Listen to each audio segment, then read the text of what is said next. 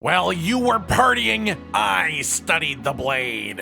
While you were playing Prowler mode, I mastered the spirit gauge. While you wasted your days at the smithy in pursuit of weapon upgrades, I cultivated the ability to parry monsters. Or at least that's what happens in the modern age. Longsword, one of the most popular weapons in the history of the Monster Hunter series from its initial introduction in the second generation. Technically speaking, there were longswords in the first generation visually speaking, but it was the same way that there are axe-shaped hammers or mace-shaped sword and shields. It was merely a visual change to greatsword. In the second generation though, longsword was properly added in as its own weapon, and in the beginning, the longsword was a simple beast, something meant to feel like a middle ground between the slow and hefty greatsword and the faster bladed weapons like sword and shield or dual blades, and being that middle ground was a lot of the weapon's identity at that time. Whereas now, it's extremely quick. There are a number of different combos and options that you have to choose between in any moment, multiple counters or parries within the moveset, whatever word you want to use for it, as well as some really strong mechanical functions that allow the weapon to use skills that most weapons can't make proper advantage of. And yet, among all of those things, none of them really matters as much to most of its users as just how freaking cool it is, how flashy it is, from just very clean general attack animations, all the way up to some ridiculous finishing move style attacks as well. This is undeniably one of the flashiest weapons in Monster Hunter, but it wasn't always that way, and a lot of these bits and bobs have actually been added over time. So today, I want to take a look back at Longsword Through the Ages, as one of the most popular weapons in the modern games, and especially for the people who main the weapon now, but maybe have never even played a game before 5th generation, to talk about how this weapon was when it first came to the series, and how it has evolved with each game and generation to become what it is now, today, in Monster Hunter Wilds. From the start then, Longsword was added with Monster Hunter Dose in 2006. This means in the West, you had to wait for Monster Hunter Freedom 2. In this first iteration of the weapon, it was relatively simple. You had your basic attack combo, just like today it still exists. You have the poke attack, which was part of the combo as well, and then there was Fade Slash as an evasive maneuver to end a combo early, but you couldn't combo out of it. Then you had your Spirit Blade combo, but there was also no Spirit Round Slash at this time. This first version of Longsword still had a Spirit gauge, but unlike modern Longsword, only had one level. There wasn't like different color levels that you could upgrade the gauge to, just the one bar and the one mechanic. Hitting monsters with any of the attacks mentioned so far generated spirit, and then using any of the Spirit Blade combo past the first hit was how you spent your spirit. The spirit gauge would naturally decrease over time, but if you filled the bar completely all the way to the end, it would start flashing and you would get an attack power increase for around 30 seconds, during which time the natural decay of spirit gauge would also be stopped. The main complexities of Longsword in the second generation were simply having good positioning and knowing when to actually use the Spirit Blade combo, as it was quite a powerful combo, but getting to the end of it was very high commitment. At this point in time, Longsword didn't really have any of its modern, powerful evasive or counter tools at all, so you basically had to play it like a greatsword with shorter recovery windows. You had to predict monster positioning, you had to aim your hits for where the monster was going to be rather than where they already were, and then just of course managing your spirit gauge to make sure that your buff was always up, but that was pretty much it. Oh, and of course, if you played with other hunters in multiplayer, you did have to be conscious of the fact that your weapon was massive and had large, sweeping horizontal animations. And of course, the weapon had a reputation, even at this time, for tripping players as early as its first version. While this first iteration of Longsword was definitely much less flashier than it is today, it was still flashier than most weapons at the time, as even just the minimal version of the spirit gauge in this generation was more than a lot of weapons had for their own mechanics. And it's worth noting that while this isn't necessarily the common or majority opinion, I've heard from quite a few people that their favorite version of Longsword is second generation Longsword, that very first version. As someone who played a fair bit of second generation Longsword when I played through Freedom Unite with Josh in the Pro and Noob series, and who has also played a bunch of Longsword in 4th and 5th generation games, and even a bit now in Wilds as well, of course, I can totally understand where these people are coming from. Personally, I think my favorite version of longsword was specifically Iceborne, and I'll get into why when we get to that section of the video, but I totally understand the people who loved second generation longsword the most. It had the range and the reach of the greatsword, but without the incredibly long animations that lock you in place or the super slow movement while unsheathed. It was simple, but not too simple. There was just that little bit of complexity to make you think, but it also wasn't full of tools that the other weapons didn't have access to or things that made it feel unfair. It felt unique, but it didn't feel like a wholly different game to something like the other weapons in that same generation. All that said, this was how the weapon began. But then we moved into the third generation with the changes made in Monster Hunter Tri, which released in 2009. A lot of the new weapons added in the second generation were actually strangely absent from Monster Hunter Tri, theoretically due to the complexity of underwater movesets. But longsword was one of the weapons that snuck through and stuck around, and this game was where it got the first of its big major changes that led it to become what it now is today. This was power levels being added to the spirit gauge. In second generation, there was no such thing as a spirit round slash, but it was added in Monster Hunter Tri as a method of upgrading your spirit gauge level. The different levels were white, yellow, and red for maximum spirit power, and that's still how it is to this day, and each level of gauge gave an increased attack boost for each one. In this version, only the red spirit gauge specifically had a timer on it, and if you let that timer run out before upgrading to the next spirit gauge level, you would then go back to the start, being at no spirit level at all. Then you'd have to work your way back up. It's also worth noting that for Monster Hunter Tri specifically, once your spirit bar was full and flashing, the Spirit Blade combo would actually not consume spirit at all, which meant that you could sort of just spam it in the right situation. And so now the goal in this game was to maintain red gauge as much as possible, rather than just getting the flashing bar buff from filling the bar itself, like it was with the first version of the weapon. As a result, the playstyle of the weapon changed pretty drastically, giving it a much heavier focus on the Spirit Blade combo itself, and especially making sure that you always hit the spirit round slash for your level ups as well. And it's worth noting that you could hit a spirit round slash while in red spirit gauge level to actually refresh the timer on red spirit gauge, meaning that you could keep the maximum attack buff of red up permanently if you just played well, though there was always a chance of it dropping off when the monster changed zones and you had to follow them or stuff like that. The final main change for the weapon for this game was that Fade Slash had some horizontal control to it now, so you could do Fade Slash left or right instead of always just doing it straight backwards. The next set of changes for the weapon actually happened with the same generation in a Monster Hunter Portable 3rd in 2010, meaning that the Monster Hunter Tri version of Longsword actually didn't live very long on its own unless you seek out specifically Monster Hunter Tri. This saw another notable gameplay shift for Longsword specifically, including another pretty hefty rework for the Spirit Gauge system. The big things that had changed since Monster Hunter Tri are that the flashing Spirit Bar buff no longer made Spirit Blade combo attacks free to use, so no matter what, the Spirit combo always consumed some of your Spirit, making it so you couldn't just fully spam the Spirit combo on repeat without having to land other attacks in between. As well, the UI got an upgrade with the color level of the Spirit Gauge now being more visible than in Tri, and as well as there actually being a representation of the timer for when the gauge level will decrease if you don't connect with a Spirit Round Slash. As well, white and yellow gauge also had timers added them too in this game, as opposed to only red gauge, which was how it worked in Monster Hunter Tri.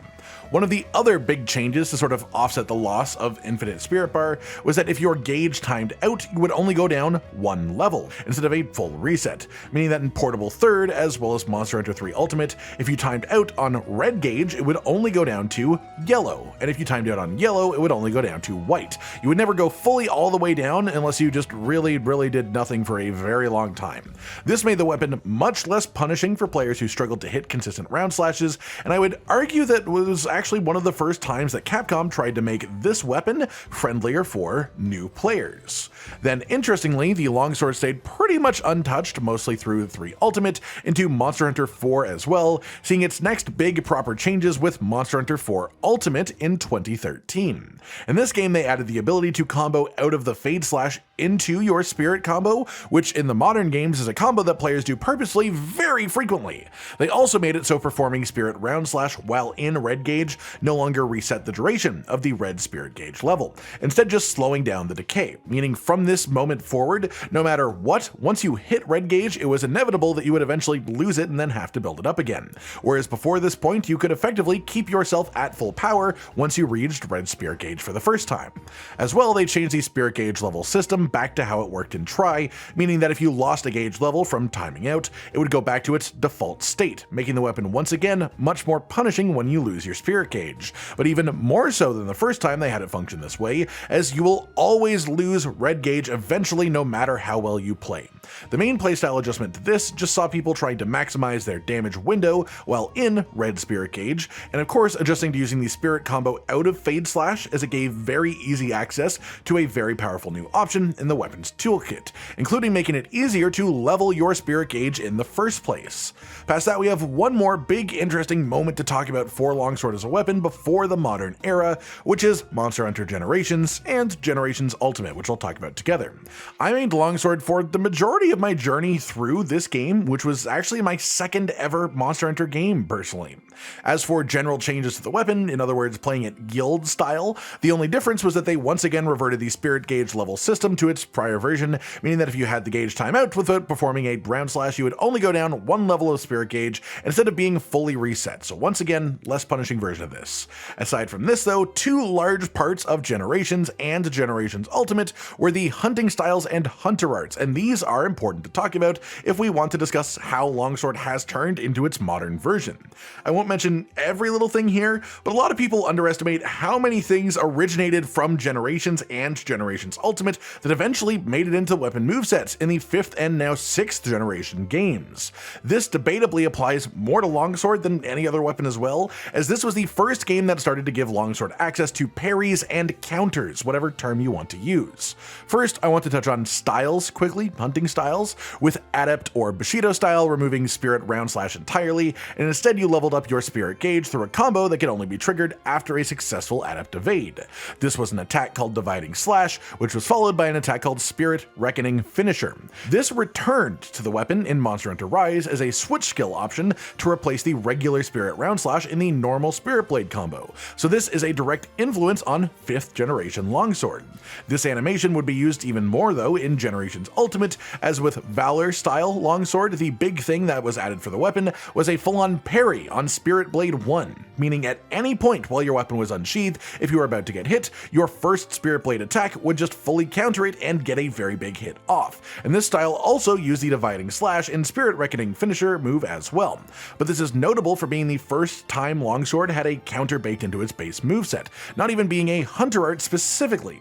That said, on the note of hunter arts, here is Unhinged Spirit. This is a hunter art where you slowly rotate your blade over and then get a fully maxed spirit bar that cannot decrease for a short duration afterwards.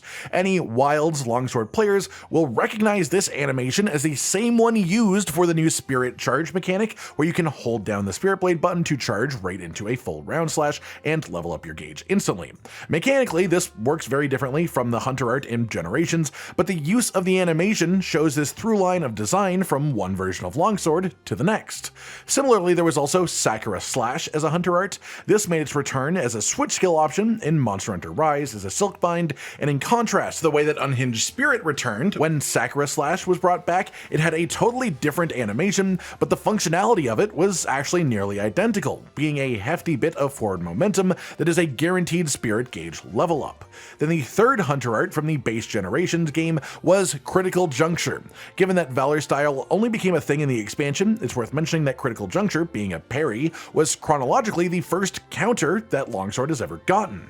This was simply an art that, when activated, would counter the next hit that connected with you for a short duration, and if successful would do a solid bit of damage. This obviously was the very beginning of the modern identity of what Longsword is, as being a heavy parry-based weapon, and while you may think that was most of the impression that it left, this attack returned more or less as in Sunbreak as a switch skill called Tempered Spirit Blade, basically the same thing. This functioned very similarly. It had a gauge requirement, and when successful, would also fill your spirit bar, increase your gauge level, and so here you can see how Generations and Generations Ultimate not only left its mark on the base weapon moveset worked into every game moving forwards, but even as far as things like the switch skills in Rise and Sunbreak, a lot of them were actually returning moves from this game. That said, with that, now we move into the modern era properly with Monster Hunter World, which of course released in 2018. For the most part, the weapon was actually quite similar to guild-style longsword in Generations, being used without any hunter arts, but with two very big and hefty exceptions. The first was Foresight Slash. This was a new attack that you could do after any other attack, meaning you had to use it out of a combo. If you had any spirit to spend when using it, it would give you iframes. So if a monster hit you while you were doing the animation, it would not damage you.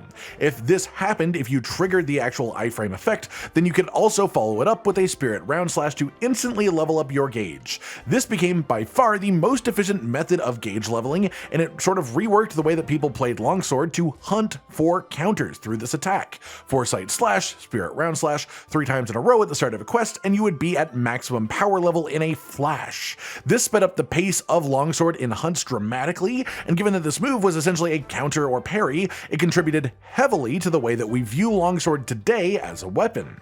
This singular extra attack they put on completely changed the way that the weapon worked, how it felt, and it would have changed that would stick all the way through to wilds at the very least. Except there was another move added to the weapon that was generally talked about more frequently, which is Spirit Thrust into Spirit Helmbreaker. Spirit Thrust let you stab at a monster, and if you connected with this thrust, you would vault yourself up into the air and then follow it with Spirit Helmbreaker. This attack would consume 1 level of your spirit gauge to do a giant slash descending down from the sky. This would then pop after a short delay into multiple hits against the monster in an instant. This is one of the flashiest moves that Monster Hunter World had, and this in itself drew in a lot of new players to try longsword for the first time, whether they be new players to Monster Hunter completely, or just people who played different weapons in prior games. Combine that with Foresight Slash being a relatively easy way to avoid damage from most attacks in the game, and you now have a weapon that is both incredibly flashy and appealing to players, but also one that has more approachable gameplay than most of the other weapons in the series. It played totally differently to any other weapon in the game, but if you got good at timing Foresight Slash, the rest of the weapon just sort of fell into place. Prior to this game, longsword had largely been about building up your gauge to its maximum power level, and then making the most out of your time that you're there, knowing that it's a limited timer, while trying to keep the gauge maxed out as consistently as you can. Starting with Monster Hunter World, however, this changed very drastically to be a build and spend cycle of playstyle. You wanted to build up your gauge levels as quickly as possible, ideally through Foresight Slash, and then when you had full levels, you wanted to spend a level through Spirit Helmbreaker, and then you wanted to gain the level and spend the level as quickly as possible over and over on loop. Then a year later, we had the Iceborne expansion release, and with this, the longsword received the next major lasting change, which was the addition of Special Sheath. Special Sheath stance could be done following any attack, and it counted as sheathing for all intents and purposes. By that I mean that you can make it quicker with Quick Sheath as a skill, or boost the follow-up attacks with things like Critical Draw or Punishing Draw as skills, and this made for one of my favorite longsword build styles, which was just playing around the Special Sheath mechanic with Punishing Draw, hitting the head, and going for stuns. From the Special Sheath stance, you had 2 choices of attacks you could do. You could either use EI Slash, which was a 2-hit attack that would give you passive spirit bar generation if you hit a monster with it, which was surprisingly quite good in itself. But the real special bit of it was EI Spirit Slash. This was longsword's second parry being added to the base moveset of the weapon. This attack in its original version would cost you 1 spirit gauge level to use unless you timed it correctly just as a monster is about to hit you. If you successfully parried with it, it would not cost a gauge, and it would also do significantly more damage. This attack did enough damage in itself that you could pretty much just play fully around it if you were knowledgeable enough about monster movesets, and that was a fun way to play. So once again, the general playstyle of longsword shifted pretty drastically. As well, you could split up the hits of the spirit combo using slinger ammo in the middle to draw out the animation, and use the slinger burst function with the weapon in Iceborne. But despite the slinger being in wilds as well, this function is not carried over, so I'm not going going to spend too much time on that. Moving on, we had our second game of the 5th generation, Monster Hunter Rise. Rise had a ton of unique things going on for every weapon type with the switch skills and the silkbind system, so I will mostly be sticking to talking about the base weapon itself, aside from anything that continued forwards into Wilds. That said, one important thing is that Spirit Helmbreaker was no longer part of the base moveset, instead being attached to a silkbind that was, in turn, also a switch skill, so you could play without it being part of the moveset of the weapon at all, and in doing so you would instead have Silkbind Sakura Slash, which was clearly inspired by the Sakura Slash Hunter art in Generations. They also changed EI Spirit Slash, the special sheath counter, to be 3 hits instead of 1, which may sound like a small thing, but it did mess with some of the synergies that attack did have in Iceborne, along with the fact that they nerfed critical draw quite heavily in this game. They also retooled the EI Spirit Slash, so instead of spending a gauge level when you fail to correctly counter with it, it instead gained a spirit gauge level when you successfully use it as a counter. Instead of being a spirit gauge level spender, it was repurposed as a spirit gauge level builder. As a result of this, the damage was also tuned down on the attack, but they sort of repurposed it so that EI Special Sheath would be fitting the same role, or at least a similar role, to Foresight Slash. Rather than giving Longsword one parry option that builds your spirit gauge and one parry option that spends your spirit gauge, you now only had 2 different options of parry that build your gauge, with some different situational advantages. Personally, I much preferred the Iceborne version of this for that exact reason, but I could also see how this was done to try and recenter the identity of Longsword and make it at least a little bit less focused around parries. I noted it earlier, but one of the other switch skills in base Monster Hunter Rise for the weapon was the ability to change the normal Spirit Round Slash combo to instead end with Dividing Slash and the Spirit Reckoning finisher from the Adept and Valor style movesets of Generations and Generations Ultimate. The third switch skill option was to replace the standard Draw Slash with essentially the Valor style Draw Slash from Generations Ultimate, the double slash that can ignore an enemy attack if timed correctly. So essentially, Rise was a functional melding of 5th generation Longsword and 4th generation Longsword, with a lot of personal player choice as well, with which direction they wanted to lean more.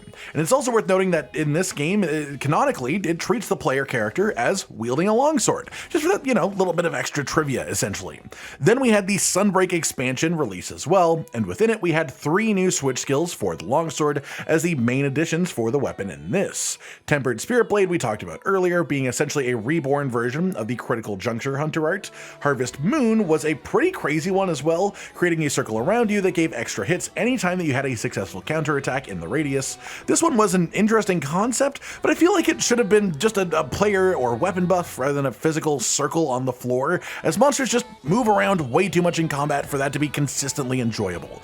But it was an interesting idea to give players the option to lean more into a counter-based style of gameplay if they wanted to. Then the third new thing was the really cool one in my opinion, the Sacred Sheath combo. This replaced the Special Sheath system entirely. It slowly sheathed your weapon and charged up by draining your spirit gauge levels to unleash an extremely powerful 3-hit attack, and the main negative that it had was consuming all spirit gauge levels at once, but that was negated quite heavily by how easy it was to generate spirit gauge levels in Sunbreak between the regular spirit combo, Foresight Slash still existing, Special Sheath, which now actually gained gauge levels and you could still access because of the switch skill swap system. You could use Sakura Slash as a Silkbind as well. There were just so many different ways to build up your spirit gauge level quickly, and that made the main cost of the Sacred Sheath mostly a non-factor. That said, this Sacred Sheath charged attack may not have properly continued on into Monster Hunter Wilds, but it does have a spiritual successor. Spirit Charge in Wilds uses the animation of Unhinged Spirit from Generations, but being used as a held charge attack with slow movement while charging makes it function much closer to Sacred Sheath. However, unlike both of those, the actual effect of Spirit Charge in Wilds is that if you hold the charge long enough, when you release you will go straight into a Spirit Round Slash and your gauge will level up instantly if it hits an enemy. This now marks an interesting pattern where they added a new attack in for Longsword in one game that spends the gauge and is used as a big pow finisher. Then in the following game they repurpose that same concept as a gauge builder wielder instead of a spender. And if I had a nickel for each time this has happened, I would only have 2 nickels, but it's so weird that it's happened twice. That said, that's it pretty much. This is everything you need to know about longsword as a weapon, leading up until what it is now in Monster Hunter Wilds, with the current moveset the weapon now has. As crazy as it has gotten in Wilds, I think you can clearly see the inspiration for almost every bit of the moveset coming straight from previous Monster Hunter games, as long as you know where to look.